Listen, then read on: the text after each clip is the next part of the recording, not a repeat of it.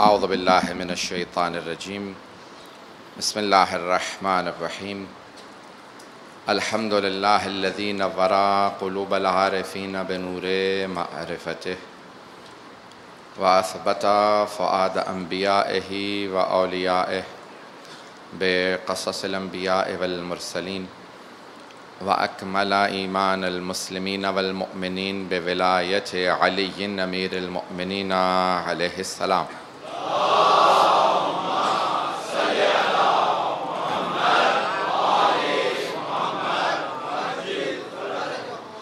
والصلاة والسلام والتحية والإكرام على أفضل الموجودات العبد المؤيد والرسول المسدد المصطفى الأمجد المحمود الأحمد أعني أبا القاسم محمد اللهم صل على محمد وآل محمد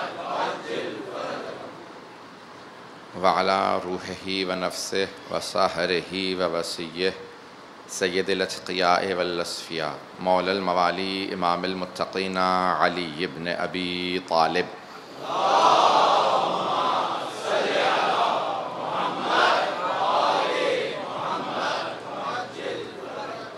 وعلى أوصيائه لا سيما بقية الله في الأرضين روحي وأرواح العالمين لتراب مقدمه الفداء واللعنة الدائمة على أعدائهم أجمعين من الآن إلى قيام يوم الدين.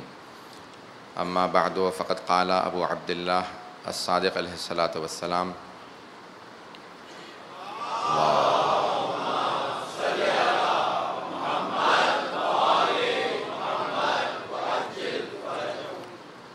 اعرف العقل وجنده والجهل وجنده تهتدوا.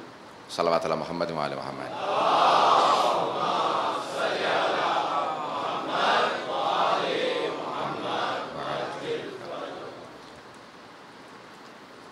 ایمان و عقل کے عنوان سے اس سلسلہ مجالس کو آپ کی خدمت میں پیش کر رہا ہوں. پروردگار کی بارگاہ میں دعا ہے کہ وہ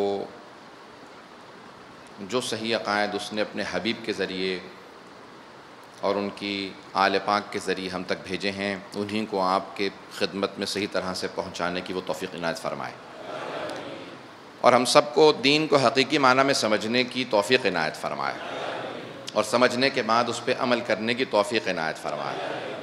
ہم جہاں جائیں آل محمد علیہ السلام کے لیے کبھی بھی شرمندگی کا باعث نہ بنے.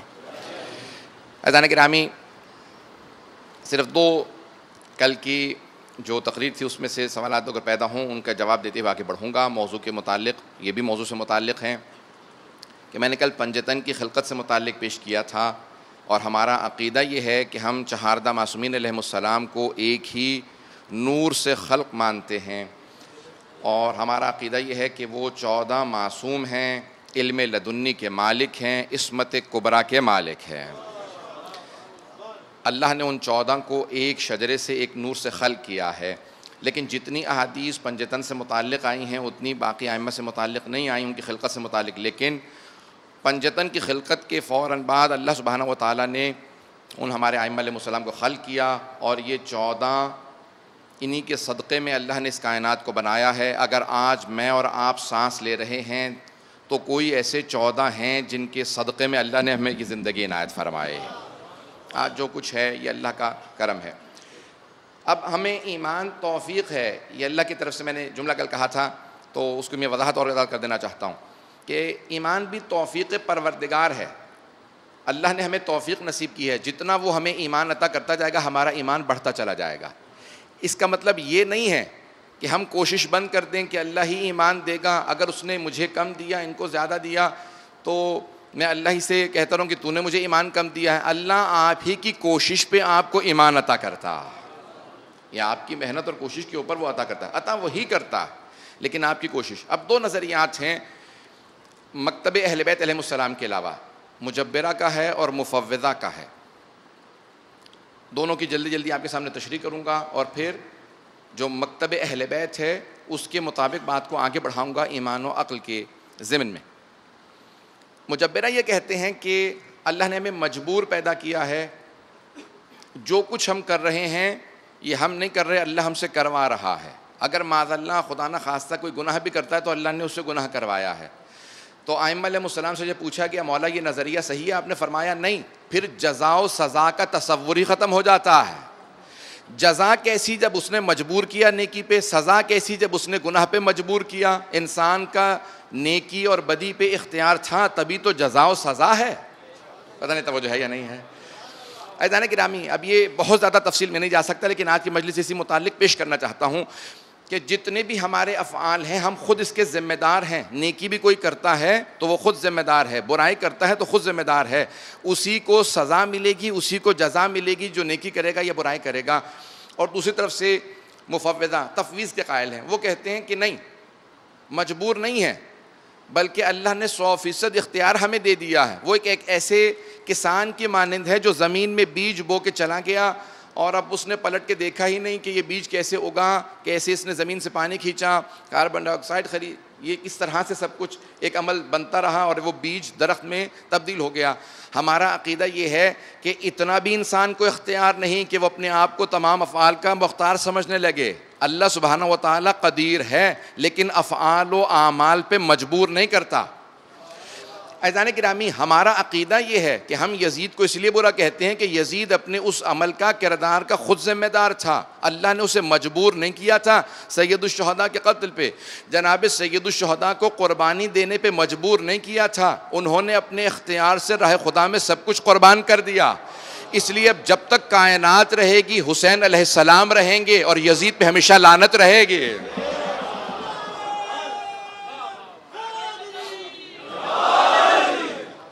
اب تو توجہ تو ہے میرے ساتھ ہارے برادر.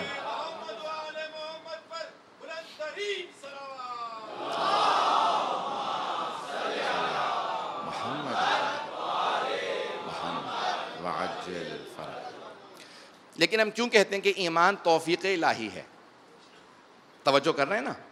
ہم کیوں کہتے ہیں توفیق الہی ہے؟ اللہ ہمیں توفیق دیتا ہے تو ہمارا ایمان بڑھتا ہے. عزیزان گرامی، اس لیے کبھی بھی ذہن میں تکبر نہ آنے پائے میں جو کچھ مقام حاصل کر رہا ہوں میرا حاصل کردہ ہے. ارے اللہ توفیق نہ دیتا تو کوئی بھی انسان کو نیکی کی توفیق نصیب نہ ہوتی. اس لیے ہمیشہ کہتے رہو پروردگارہ تو عطا کرتا رہے، میں ایمان کی سیڑھیاں چڑھتا رہوں. پروردگارہ تو توفیق دیتا رہے، میں نیک اعمال کرتا رہوں. تو سکھاتا رہے، میں عمل کرتا رہوں. اسی لیے پانچویں امام فرماتے ہیں من عمل علی ما علم اتاہ اللہ علم ما لم یعلم. انسان جو کچھ جانتا ہے اگر اس پہ عمل کرتا رہے تو اللہ اسے ان تمام چیزوں کا علم دیتا جاتا ہے جن چیزوں کا علم اس کے پاس نہیں ہوتا. آپ اپنے علم پہ عمل کریں، اللہ آپ کو علم کی توفیق دیتا جائے گا. یہ علم کی توفیق اللہ کی طرف سے ہے لیکن عمل کرنا میری اور آپ کی ذمہ داری ہے. اگر ہم عمل کریں گے تو اللہ ہمارے علم میں اضافہ کرے گا. عزیزان گرامی، یہ ایمان اسی طرح سے توفیق پروردگار ہے. کبھی کوئی یہ نہ سوچے میں بہت قابل ہوں، میں بہت باعمل ہوں، میں بہت نیک ہوں. ہمیشہ یہی کہتے رہیں پروردگارہ یہ تیری توفیق ہے، تائید آل محمد ہے کہ میں اس راستے پہ چل رہا ہوں. جب بھی مجلس کے اندر آئیں تو ہمیشہ یاد رکھیں ان ماں باپ کو کہ جو آپ کو پہلی مرتبہ انگلی پکڑ کے مجلس میں لے کے آئے تھے، کہ اللہ نے انہیں یہ سعادت دی کہ وہ آپ کو فرش اعضاء پہ لے کے آ رہے ہیں. وہ سب کے سب ثواب میں شریک ہیں، آپ کے اجداد کہ جنہوں نے اس سلسلے میں کوئی بھی اقدام کیا. آئیں ذرا میں بات کو آگے بڑھانا چاہتا ہوں. اب معصوم امام جعفر الصادق علیہ السلام کے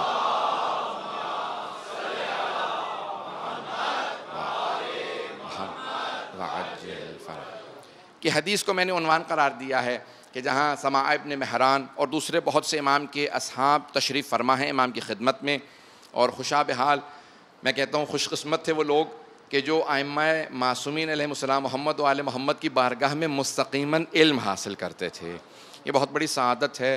آج ہمارا صرف تصور ہمیں ایک مرتبہ لرزا دیتا ہے کہ ہم ان کی بارگاہ میں چلے جائیں. عزیزان گرامی، اب انسان تصور کرے کہ کچھ لوگ امام کی بارگاہ میں بیٹھے ہیں اور ایک بحث شروع ہوئی عقل اور جہل سے متعلق. تو سماع کہتے ہیں کہ امام علیہ السلام نے کہا اعرف العقل و جندہ، عقل کو پہچانو اور اس کے لشکر کو، اس کی فوج کو پہچانو. جہالت کو پہچانو اور اس کے لشکر، اس کی فوج کو پہچانو. کل میں نے حدیث یہاں سے شروع کی تھی، تہتدوا، ہدایت پا جاؤ گے. تو سماع کہتے ہیں کہ مولا ہمارے پاس کسی شے کا علم نہیں ہے الا ما علمتنا، سوائے اس کے کہ جو آپ علم ہمیں دے دیں.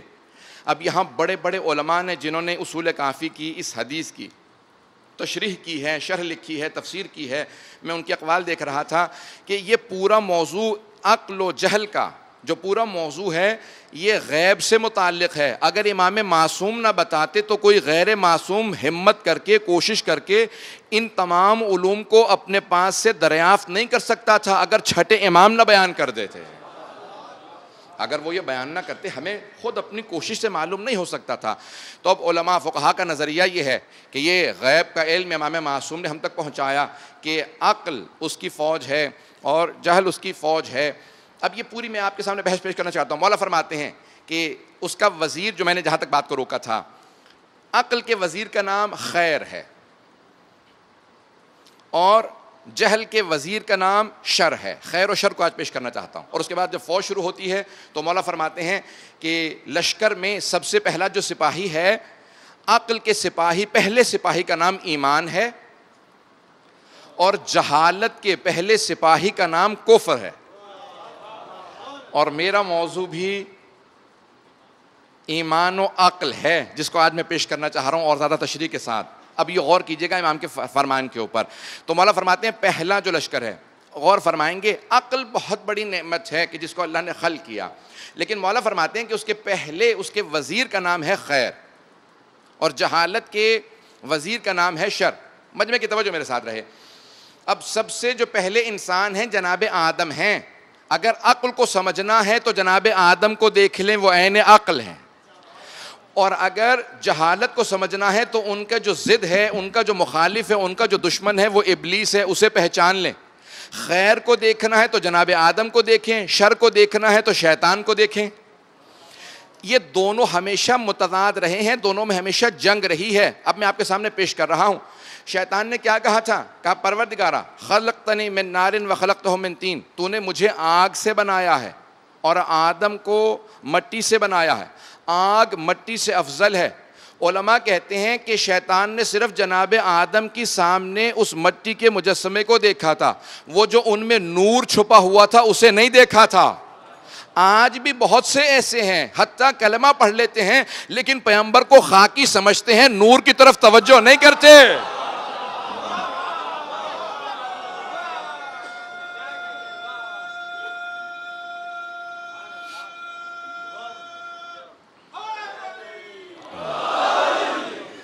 بڑی محبت سے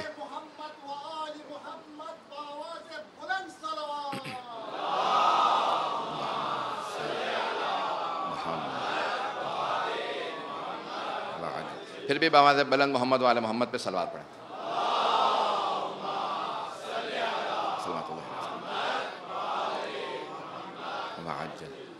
غور فرمایا تھا جانے گرامی.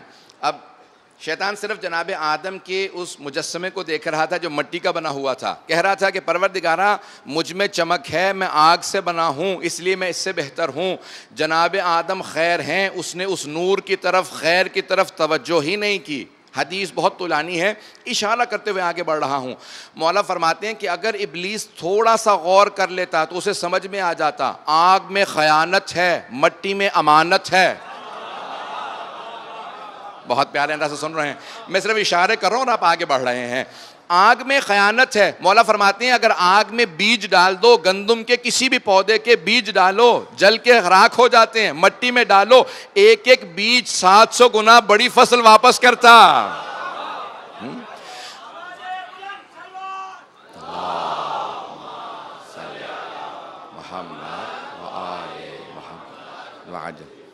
پھر مولا فرماتے ہیں کہا کہ آگ کے اندر بھڑک پائی جاتی ہے، تکبر پایا جاتا ہے. جب آگ جلتی ہے اوپر کی طرف جاتی ہے، جب مٹی کو پھینکا جاتا ہے اس میں تواضع ہے، انکساری ہے، زمین کی طرف جاتی ہے. تواضع ہی، انکساری ہی انسان کو بڑا بناتی ہے، تکبر انسان کو پست کر دیتا ہے. شیطان میں تکبر تھا، ختم ہو گیا. جناب آدم میں تواضع تھا، آج تک باقی ہیں. عزیزان کرام، یہ بہت بڑے بڑے سبق ہیں. امام معصوم فرماتے ہیں کہ عقل کا وزیر خیر ہے. اب یہ پوری بحث پیش کرنا چاہ رہا ہوں کہ آیا اللہ نے شر کو خلق کیا. میں نے آپ سے کل عرض کیا تھا بہت ایک علمی میں نے موضوع لیا ہے, بلکہ لیا نہیں ہے, بانیان نے مجھے دیا ہے بہت علمی موضوع. میں جتنا ہو سکتا ہے سادہ اور آسان علم کلام کے ساری بحثوں کو جتنا آسان بنا کے پیش کر سکتا ہوں پیش کرنے کی کوشش کر رہا ہوں. بہت علمی بحث ہے, آج پورے کے پورے مغربی دنیا کے فلاسفہ کے اندر بھی یہ بحث آج تک موجود ہے. جتنا آسان آل محمد نے اسے کیا ہے, اگر وہ نہ سمجھاتے تو عقلوں میں بحث آ ہی نہیں سکتی تھی. خیر و شر ہے کیا, وہی سمجھا سکتے ہیں جو سمجھے ہیں. آئیں ذرا پیش کر رہا ہوں.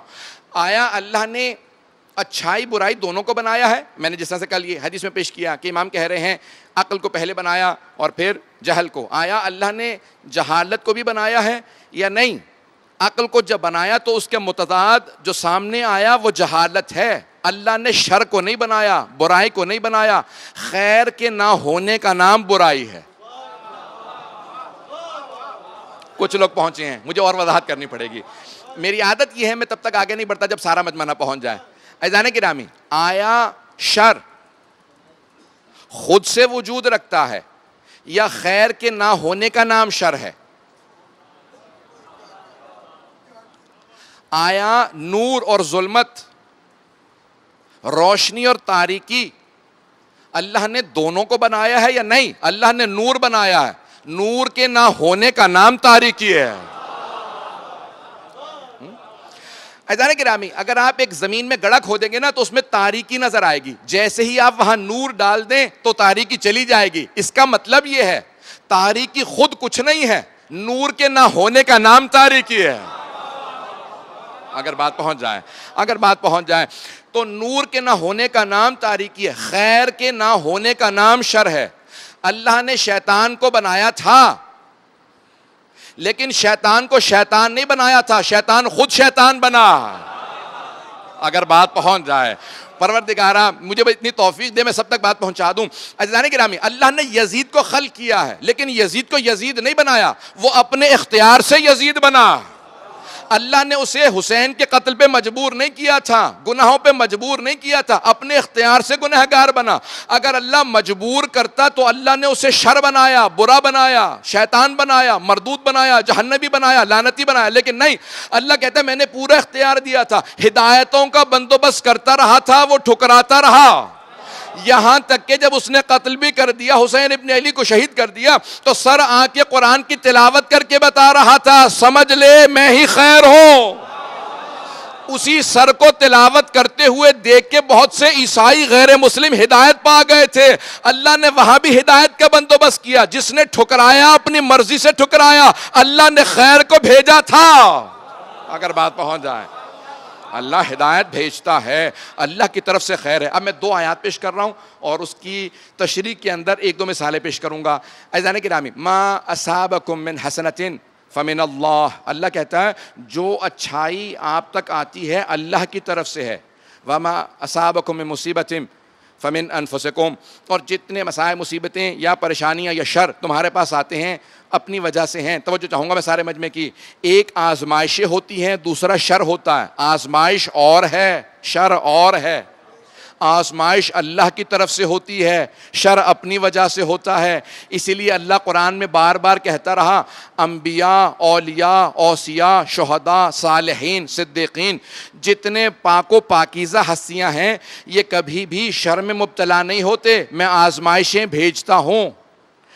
اور یہ کامیاب ہونے کے بعد سر بے سجود ہو کے کہتے ہیں پروردگارہ جتنے ظلم کرنے والے ہیں یہ آ رہے ہیں لیکن ہم تیری آزمائشوں میں کامیاب ہیں.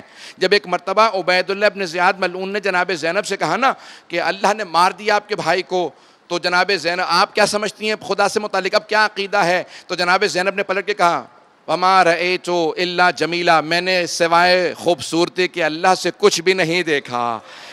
کہا لیکن اللہ نے آپ کے بھائی کو مارا ہے. تو فوراً بی بی نے پلٹ کے کہا خدا میرے بھائی کے قاتل پہ لعنت کرے. اب وہ ایک مرتبہ فوراً پلٹ کے کہنے لگا, کہا کہ آپ لعنت کیوں کر رہی ہیں, خاموش کیوں نہیں ہوتی؟ بی بی نے کہا بھائی کے قاتل پہ لعنت کر رہی ہوں, تجھے کیا تکلیف ہے؟ پتہ نہیں بات پہنچ رہی ہے.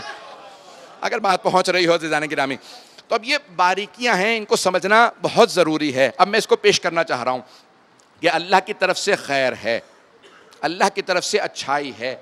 مثال کیا پیش کروں گا؟ ایک سادہ سی مثال ہے، بڑے بڑے علماء نے اپنی کتابوں میں لکھی ہے، مفسرین نے لکھی ہے، میری رفتار تھوڑی سی زیادہ رہتی ہے لیکن کوشش کروں گا آرام سے اس بات کو پیش کروں. شاید مثال آپ نے سن رکھی ہو، شاید، لیکن توجہ کریں گے تو میرے دل کی میں آپ کو پیش کر رہا ہوں کہ یہ مثال سب سے روشن اور واضح مثال ہے خیر اور شر کے پورے فلسفے کو سمجھنے کے لیے، اس پوری حکمت کو سمجھنے کے لیے. اب اگر توجہ ہوگی تو میں پیش کروں گا.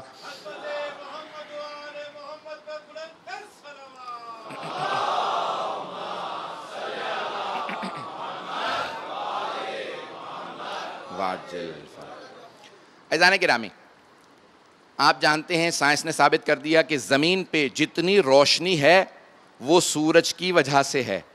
سورج سے جو روشنی آتی ہے زمین پہ آتی ہے.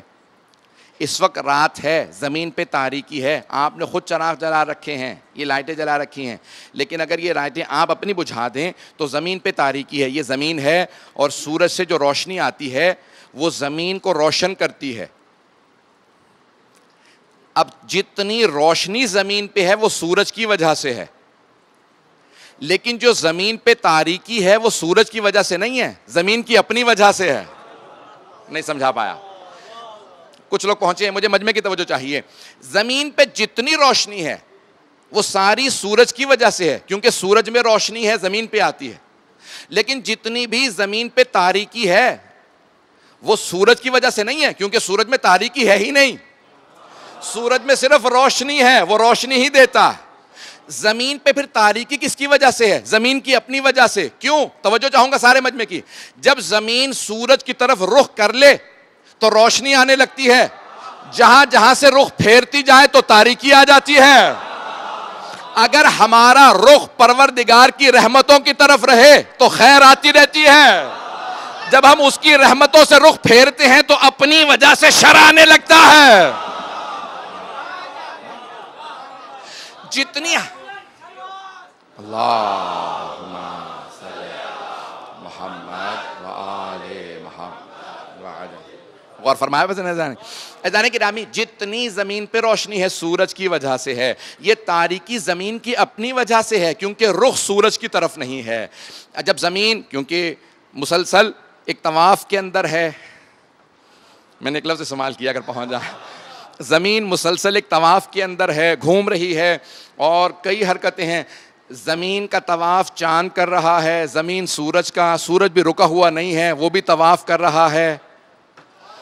تو کوئی ایسا منبع خیر ہے جس کے عشق میں ساری دنیا دیوانی ہے اور وہیں سے ساری خیر ہے. وہ خداوند متعال ہے، وہ محمد مصطفیٰ ہیں، وہ علی مرتضیٰ ہیں، وہ فاطمہ الزہرا ہیں، حسن مجتبیٰ ہیں، حسین ابن علی ہیں. یہ سب کے سب اللہ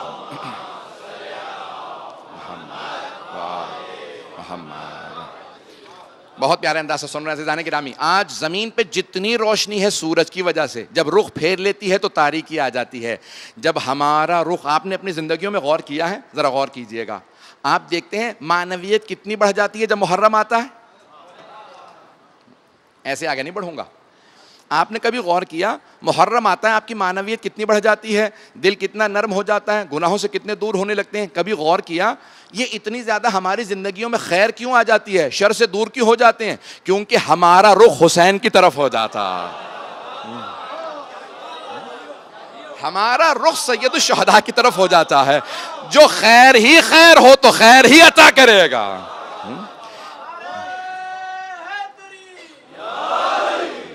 غور فرمانے عزیزان گرامی، یہ جتنی ہماری زندگیوں میں خیر بڑھتی چلی جاتی ہے یہ کسی منبع خیر کا صدقہ ہے جو خیر ہی دیتے ہیں.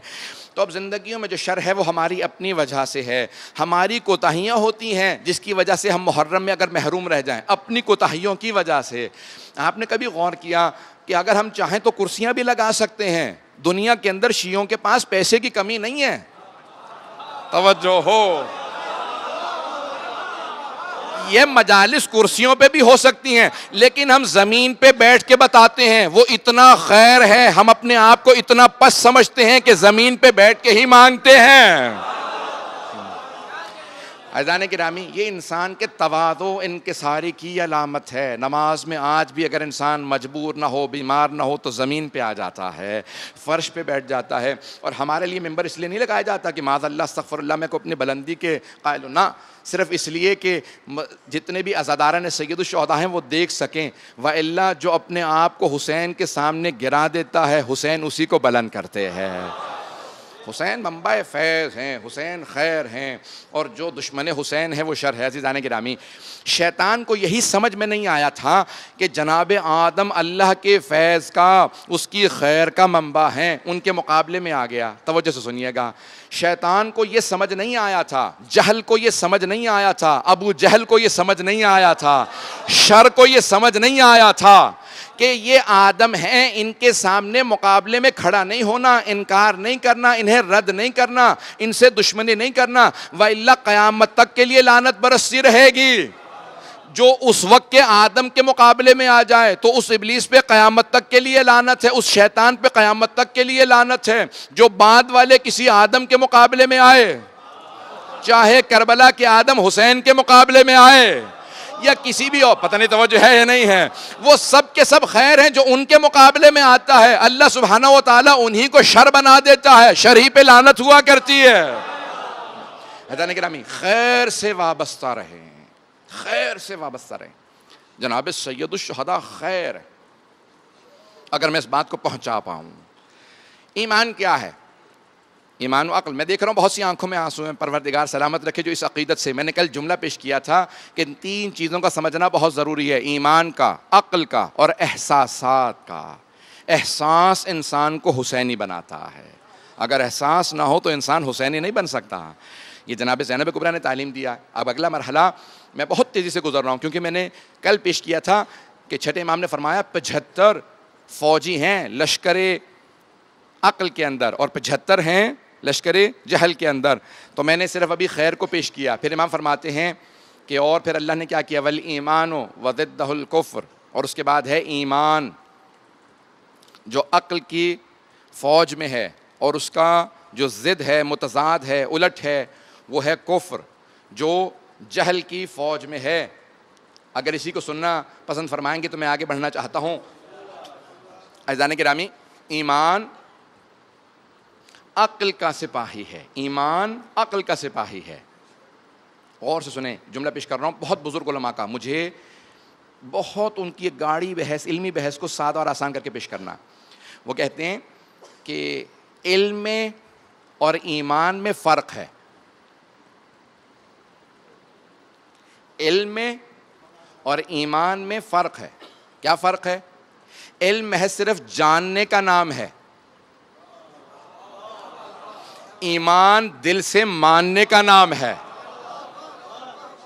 نہیں، علم جاننے کا نام ہے اور ایمان دل سے ماننے کا نام ہے۔ اگر کوئی دل سے نہ مانتا ہو تو وہ ایمان نہیں رکھتا۔ ابلیس کے پاس علم تھا، اسے اللہ نے برگزیدہ بنایا ہے، خلیفۃ اللہ بنایا ہے، پہلا نبی بنایا، زمین پہ پہلا انسان بنایا، ہادی بنایا۔ علم تھا لیکن جناب آدم پہ ایمان نہیں رکھتا تھا۔ علم کافی نہیں ہے جب تک کہ ایمان نہ ہو۔ اگر بات پہنچ جائے، علم کافی نہیں ہے۔ ابلیس کو پورا علم تھا، اس نے خلقت جناب آدم کو دیکھا تھا، جنت کو دیکھا تھا، جہنم کو دیکھا تھا، سب کچھ دیکھ رہا تھا لیکن ہر چیز کا منکر ہو رہا تھا، اس لیے قیامت تک کے لیے اس پہ لعنت ہے۔ علم کے ساتھ ساتھ ایمان ہونا ضروری ہے۔ یہ علم نہیں ہے جو آپ کو فرش عزا پہ لایا ہے، یہ آپ کا ایمان ہے جو یہاں لایا۔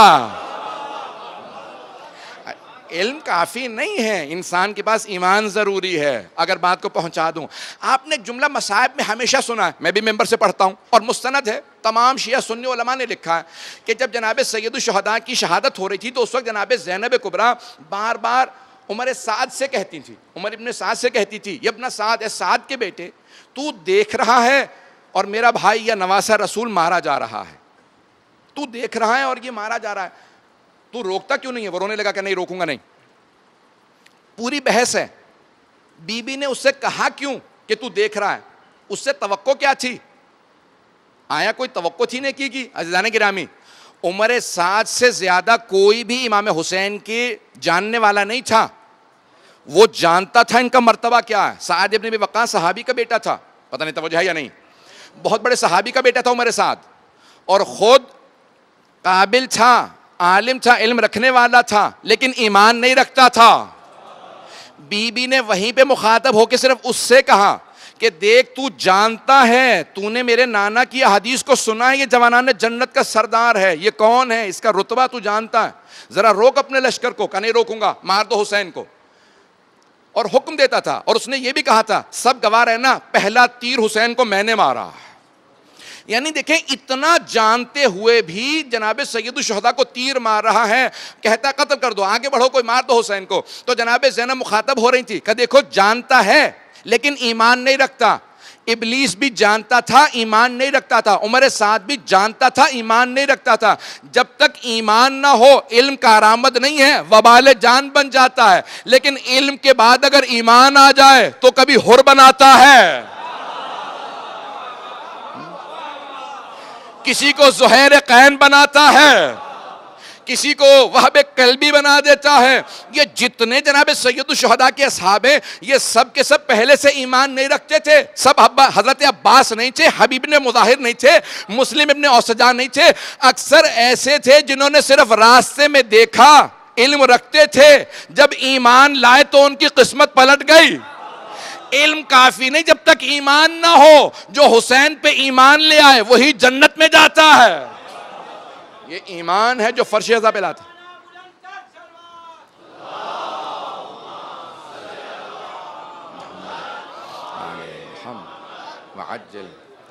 مجھے نہیں معلوم کس حد تک مجمع میرے ساتھ ہے. عزیزان گرامی, یہ ایمان ہے. عقل کے ساتھ ساتھ علم کے ساتھ ساتھ ایمان ضروری ہے. جب انسان کے پاس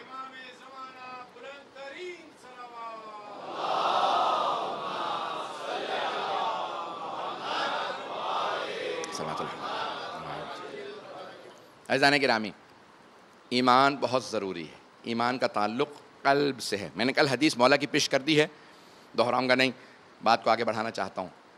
ایمان زندگی کا جز ہے. جب انسان, اچھا اب بعض اوقات ایک شبہ آ جاتا ہے, نوجوان اکثر سوال کرتے ہیں کہ بعض کا دل میں ایک شک سا آتا ہے, شبہ سا آتا ہے, پتہ نہیں خدا ہے یا نہیں, خدا نخواستہ شبہ آتا ہے. اللہ سے متعلق آ جاتا ہے, بعض کا نبی سے, امام سے متعلق, قرآن, کوئی بھی شبہ ذہن میں شک آ سکتا ہے. پیغمبر اسلام فرماتے ہیں میری امت کو سارے شک معاف ہیں جب تک وہ زبان سے اظہار نہ کریں. جب تک زبان سے نہ کہیں مجھے شک ہو گیا ہے, تب تک سارے شک معاف ہیں. کہا جتنا ایمان کم ہوگا اتنے شکوک و شبہات آئیں گے, جتنا ایمان بڑھتا چلا جائے گا شکوک و شبہات دور ہوتے چلے جائیں گے. کہ مولا اگر شک آئے تو کیسے دور کریں؟ کہ دو طریقے ہیں. اس شک سے متعلق سوال کرو ان سے جن کے پاس معرفت ہو, جن کے پاس ایمان ہو, معرفت ہو. باب مدینۃ العلم سے سوال کرو, ان کے ماننے والوں سے سوال کرو.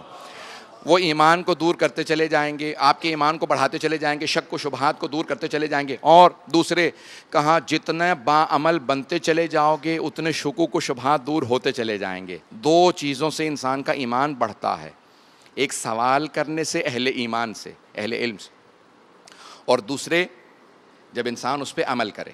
آئیں ایک حدیث امام محمد باقر علیہ الصلوۃ والسلام کی پیش کرنا چاہتا ہوں.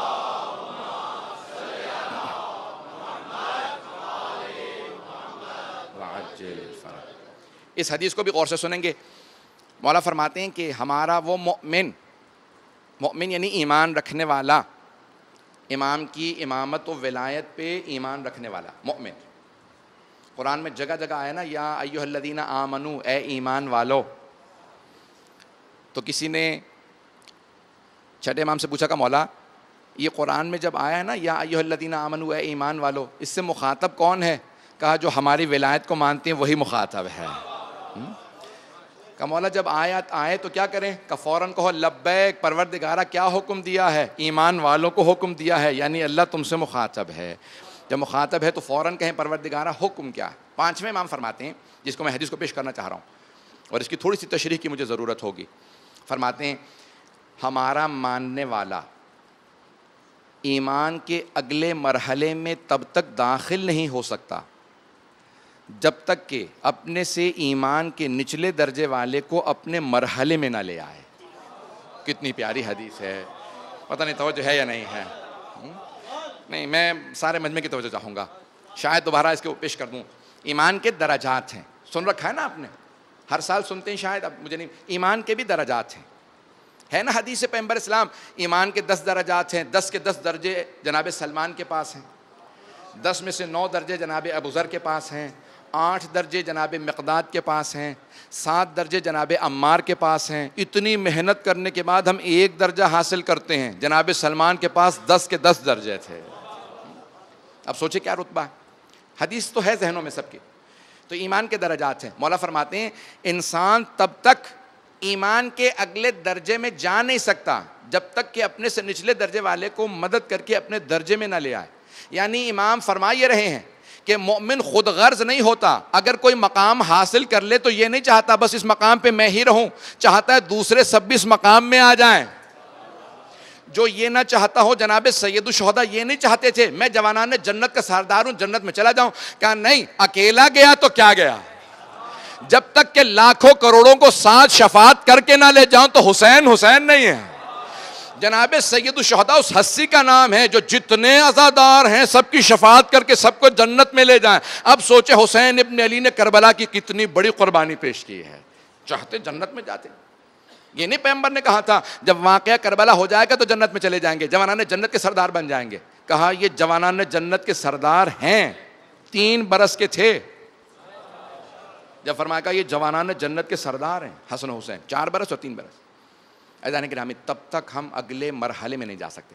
اگر اب 5 سے 10 منٹ زحمت دوں گا کہ پیش کر پاؤں کہ ایمان کا اگلا مرحلہ حاصل کیسے ہو، جب تک ہم صفات اپنے اندر پوری نہ کریں. اگر سننا پسند فرمائیں گے، میں جانتا ہوں مجمع بہت دور تک ہے، بہت سے لوگ کھڑے ہیں.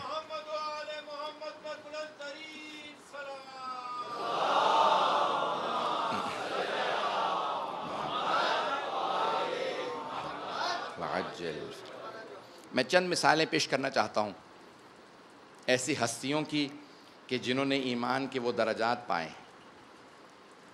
مومن تب تک اگلے مرحلے میں نہیں جاتا جب تک کہ جو آپ سے پیچھے، یعنی آپ اگر کسی کی غلطی کو دیکھیں، لغزش کو دیکھیں، خطا کو دیکھیں تو فوراً اس کو متوجہ کریں، اسے بتائیں یہ غلطی ہے. انسان اس ایمان کے سفر میں آگے نہیں بڑھ سکتا جب تک کہ اصلاح نہ کرے.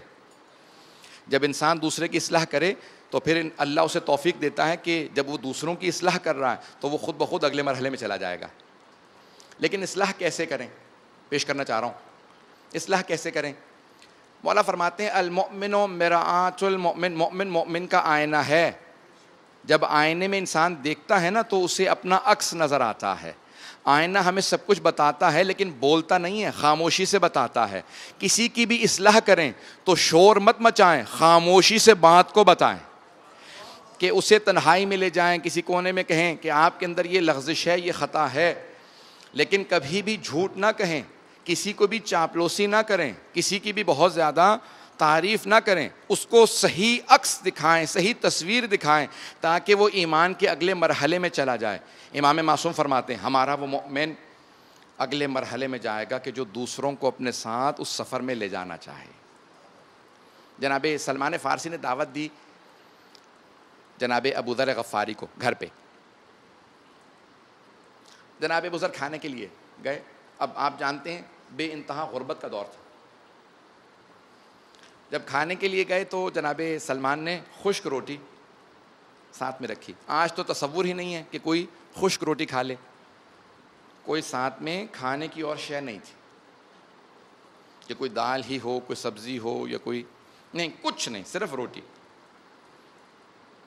جب روٹی سامنے رکھی تو جناب بزرگ نے خشک روٹی دیکھنے کے بعد کہا اگر کچھ نمک ہی ہوتا، کوئی سرکہ کچھ ہی ہوتا تو روٹی نیچے اتر جاتی. جناب سلمان نے کہا تھوڑا سا انتظار کیجیے. اپنے باورچی خانے میں گئے، دیکھا کچھ بھی نہیں ہے، ایک برتن پڑا تھا. وہ برتن اٹھایا، فوراً بازار میں گئے، اسے گروی رکھا.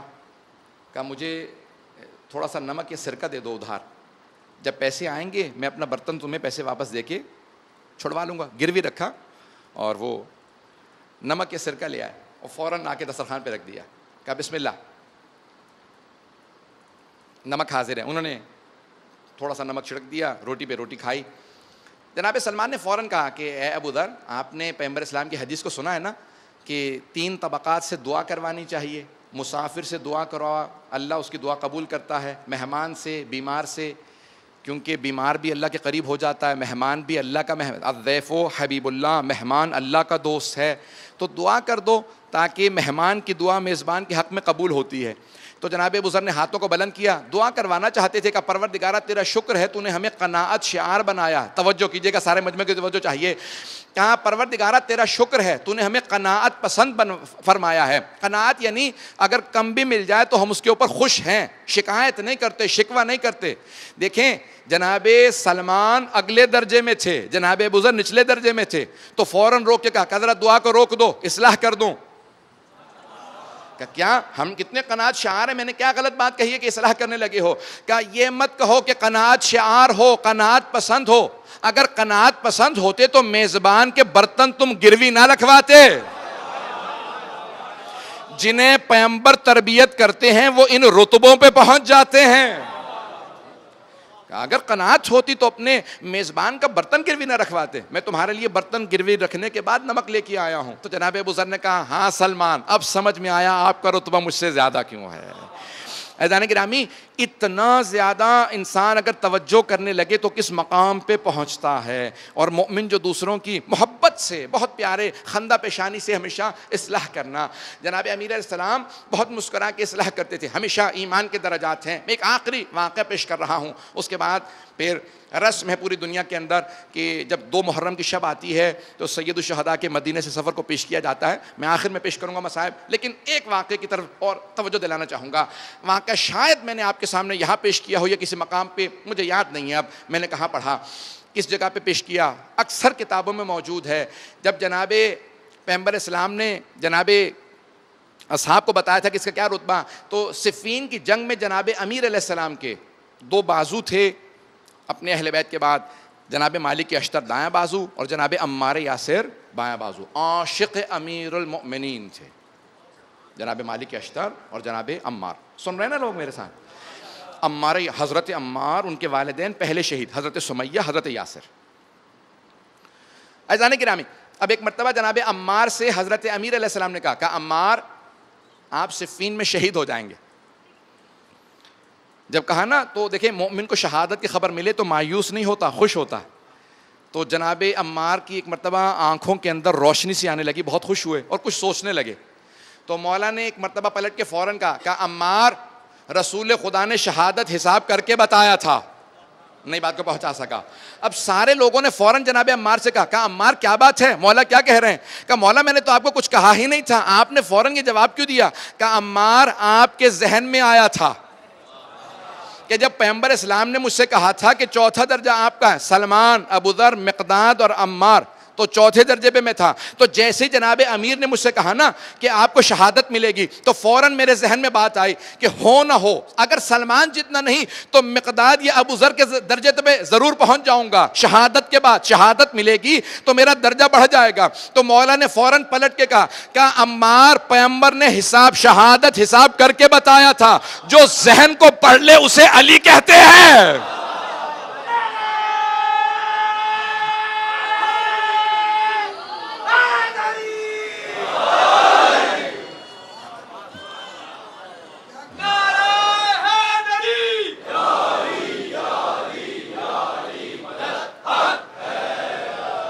غور فرمایا تھے جانے گرامی کہ جناب امیر علیہ السلام ہیں کہ جناب عمار کہتے ہیں کہ میں سوچ ہی رہا تھا, مولا نے فوراً اصلاح کی. جو انسان کو اس سفر پہ ایمان کے لے کے چلے اس کا ایمان کامل ہونا چاہیے. پروردگارہ تیرا لاکھ لاکھ شکر ہے, ہم ان کے ماننے والے ہیں جو ایمان کے ان درجات پہ ہیں کہ دوسروں کو 10ویں درجے تک لے جاتے ہیں. پروردگارہ کیا مقام ہے جناب سید الشہداء جو خیر کل ہیں. 28 رجب ہے, ذہنوں میں ہے آپ کے کہ جب ایک مرتبہ مروان اور ولید نے جناب سید الشہداء سے بیعت کا مطالبہ کیا, بلایا, اپنے دربار میں بلایا. آئمہ جب مانتے نہیں تھے درباروں میں چلے کیوں جاتے تھے بلانے پہ؟ تاکہ لوگ یہ نہ کہیں یہ ہمیشہ بغاوت کی سوچ رکھتے ہیں۔ مولا نے مسلسل یہ بتانا چاہا دیکھو میں بغاوت نہیں کر رہا، میں بیعت نہیں کروں گا۔ یہ بغاوت میں بیعت نہ کرنے میں بہت فرق ہے۔ میں امت مسلمہ کے اندر شر نہیں پھیلا رہا، میں صرف اور صرف اصلاح چاہتا ہوں، اپنے جد رسول خدا اور اپنے بابا علی مرتضیٰ کی امت میں اصلاح کے لیے قیام کر رہا ہوں۔ اس نے بلایا، تاریخ کے الفاظ ہیں، روایات میں موجود ہے کہ صرف یہ سننا تھا جناب زینب کا کہ مروان و ولید نے اپنے دربار میں بلایا ہے۔ ایک گورنر تھا مدینے کا اور دوسرا یزید کا قریبی رشتہ دار تھا، تو جناب زینب سے رہا نہ گیا، کہا بھیا ان کی نیتیں اچھی نہیں ہیں۔ تو مولا نے کہا بہن پریشان ہونے کی ضرورت نہیں ہے، میں اپنے علم امامت سے آپ کو بتا رہا ہوں یہ دونوں میرے قاتل نہیں ہیں، میری شہادت مدینے میں نہیں ہوگی، میری شہادت کربلا میں ہے، اور قاتل شمر ہے، ولید و مروان مجھے نہیں مار سکتے۔ دیکھیں میں نے کہا نا کہ صرف ایمان کے ساتھ ساتھ عقل کافی نہیں ہے، احساس کا ہونا بہت ضروری ہے۔ اب جناب زینب اس ایمان کے درجے پہ، اس عقل و فہم و فراست پہ، لیکن احساس کتنا ہے کہ امام وقت کو بھائی کو تنہا جانے نہیں دے رہی، فوراً آواز دیتی ہیں عباس، علی اکبر، قاسم، عبداللہ، اون و محمد، جناب قاسم کے بھائی عبداللہ، جناب حسن مجتبیٰ کے بیٹے، اپنے بیٹوں کو اون و محمد کو سب کو بلایا، 18 جوانان بنی ہاشم کو جمع کیا، کہا کہ اے میرے شہزادو، میرے شیرو، مروان نے میرے بھائی کو دربار میں بلایا ہے، تنہا نہ جانے دینا، ساتھ جانا۔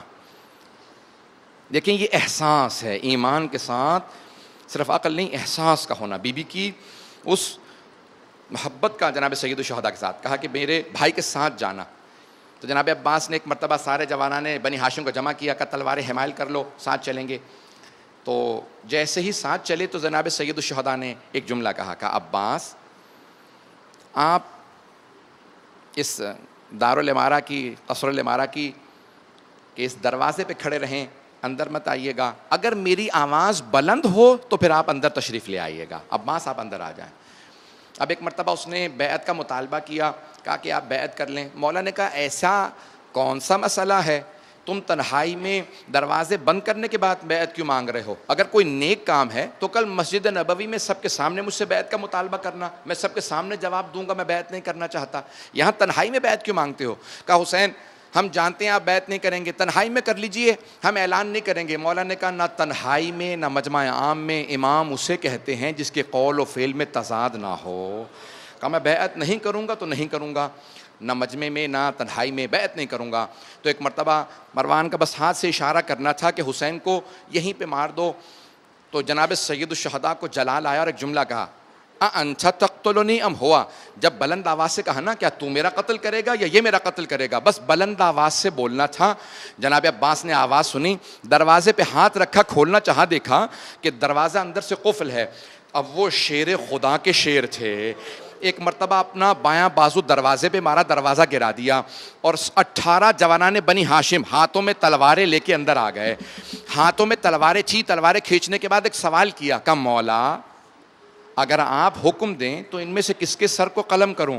جناب سید الشہداء نے کہا عباس نانا کا شہر مدینہ ہے، میں نانا کے حرم پہ ان کے شہر میں خون ریزی نہیں چاہتا، تلواریں واپس رکھ لیجئے، میں ہاتھ جوڑ کے ایک سوال کروں۔ جناب سید الشہداء کی صرف آواز بلند ہوئی تھی، آواز صرف بلند ہوئی تھی، جناب عباس نے دروازہ گرا دیا۔ جوانان بنی ہاشم ایک مرتبہ اندر آ گئے، تلواریں نکال کے کہ ارے بلند آواز سے بات کر رہے ہو، تمہیں نہیں معلوم یہ حسین ابن علی ہیں؟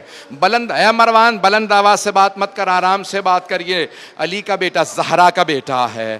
میں ایک مرتبہ کہوں گا اے عباس، اے علی اکبر، اے مولا، آپ سب کے سب ایک بات میں ہاتھ جوڑ کے کہوں گا ذرا عصر عاشور میں دیکھیں، جناب سید الشہداء جب خیمے سے باہر نکل رہے ہیں تو کبھی دائیں دیکھتے ہیں، نظر یمین و شمالا، کبھی دائیں دیکھتے ہیں کبھی بائیں دیکھتے ہیں، پھر بلند آواز سے کہتے ہیں او عباس، او علی اکبر، او قاسم، او حبیب، میں نے آپ سب کو گھوڑوں پہ سوار کرایا تھا، ذرا آ کے دیکھیں میں کتنا تنہا رہ گیا ہوں۔ اجرکم اللہ، اجرکم اللہ۔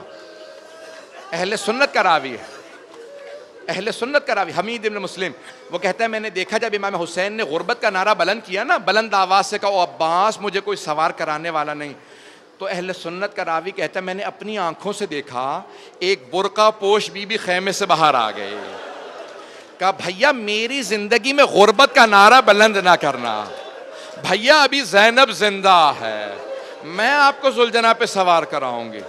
مجھے نہیں معلوم حسین کو کمزوری تھی یا بہن کو برداشت نہیں تھا۔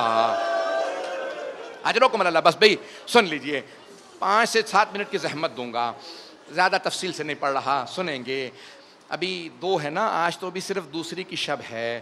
ایک مرتبہ جناب سید الشہداء نے کہا عباس ذرا فہرست تیار کرو کون کون ہمارے ساتھ کربلا چلے گا، تو جناب سید الشہداء نے نام بتائے۔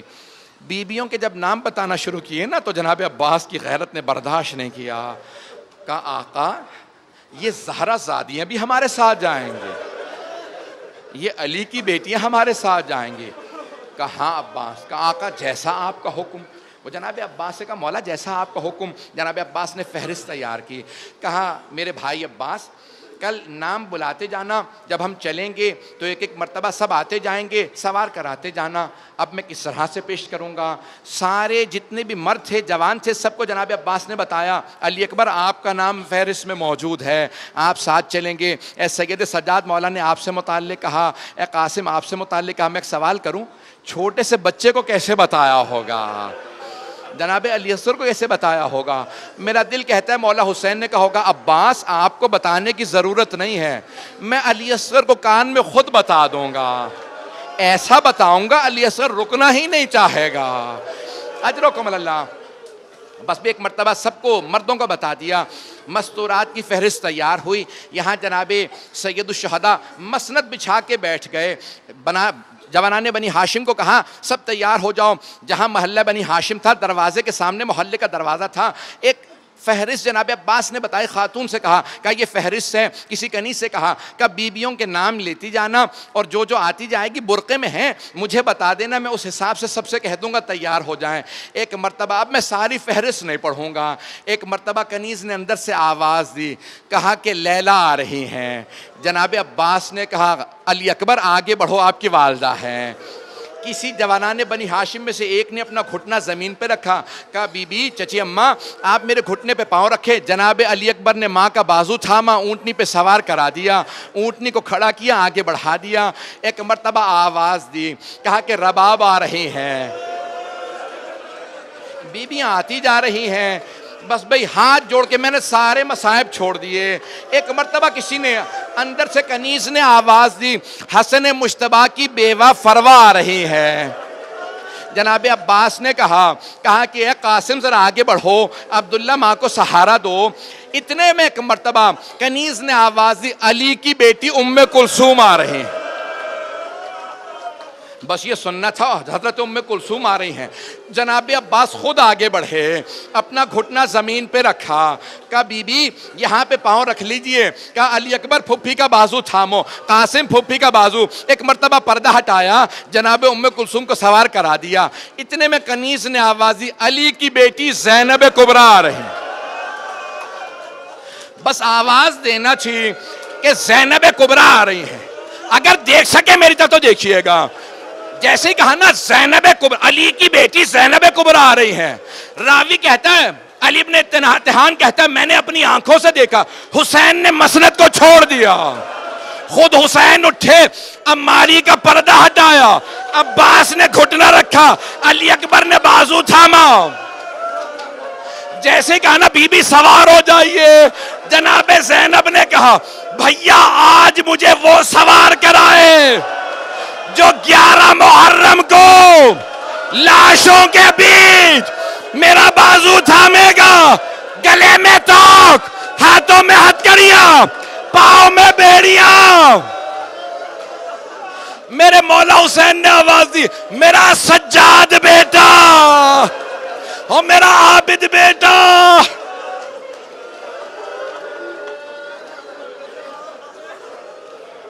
الا لعنۃ اللہ علی القوم الظالمین.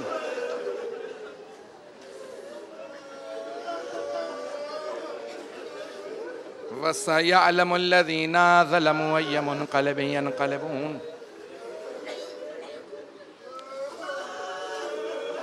بس بھئی ہاتھوں کو بلند کریں گے, مختصر سے دعا کروا دوں. میں آپ سے ایک سوال کروں. میں نے تو صرف 5 منٹ مصائب پڑھے ہیں آج. آپ میں سے بہت سے ابھی تک بلند آواز سے رو رہے ہیں. میں ایک سوال کروں. آپ نے صرف مصائب سنے ہیں, جناب زینب نے دیکھے تھے مصائب. ہاتھ جوڑ کے مجھے معاف کر دیجیے گا. جب جا رہی تھی نا بی بی 11 محرم کو, لاشیں تپتی ریت پہ پڑے تھے. کسی طرف جناب علی اکبر کا لاشا تھا, کہیں کوئی لاشا پامال پڑا تھا. ہاتھوں کو بلند کریں, مختصر سے دعا کرواؤں. ایک دعا, صرف ایک سوال, صرف ایک سوال, مجھے معاف کر دیجیے گا. بہت سے لوگوں نے التماس سے دعا کی ہے, مریضوں کے لیے دعا کے لیے کہا ہے. میں ایک سوال کروں آپ سے. آپ نے آج تک کبھی دیکھا ہے کہ کوئی آدمی بیمار ہو اسے بستر سے گرا دیا جائے؟ شام غریبہ میں ایک بیمار کا بستر لوٹ لیا گیا تھا, بستر بھی لوٹ لیا گیا. پروردگارا ہمارے مریضوں کو شفائے کاملہ عاجلہ عنا فرما. پروردگارا جو بے اولاد ہے جناب زینب کی اجڑی گود کا واسطہ, ان سب کو اولاد عنایت فرما. مقروضوں کے قرضے ادا فرما. پروردگارا مسافروں کو ان کے سفر سے خیر و عافیت سے واپس لوٹا. جو زندان میں ہیں تجھے واسطہ زندان میں ایک چھوٹی سی قبر کے بننے کا. کبھی زندانوں میں بھی قبریں بنائی جاتی ہے. پروردگارا واسطہ اس ماں کا کہ جب رہائی ملی نا ساری بیویاں تیار ہو گئیں, لیکن روایت کہتی ہے ایک ایسی بی بی تھی جو زندان میں ایک چھوٹی سی قبر سے ایسے لپٹ کے رو رہی تھی جیسے ایک ماں بچے سے لپٹ کے روتی ہے. جیسے ایک ماں بچے سے لپٹ کے روتی ہے نا, جناب رباب قبر سے لپٹ کے رو رہی تھی. بار بار بس ایک جملہ کہتی تھی, سکینہ آپ کو سب سے زیادہ شوق تھا مدینے واپس جانے کا, بی بی اٹھو ہم مدینے واپس جا رہے ہیں. پروردگارا تجھے واسطہ زندان کی ننھی سی قبر کا ہمارے تمام اسیروں کو رہائی کی خبر عنایت فرما. پروردگارا پریشانیاں سب کی دور فرما. جتنے افراد نے التماس سے دعا کی سب کی دعائیں مستجاب فرما. ربنا تقبل منا انك انت السميع العليم بحق محمد وآله الطيبين الطاهرين المعصومين. ماتم حسین.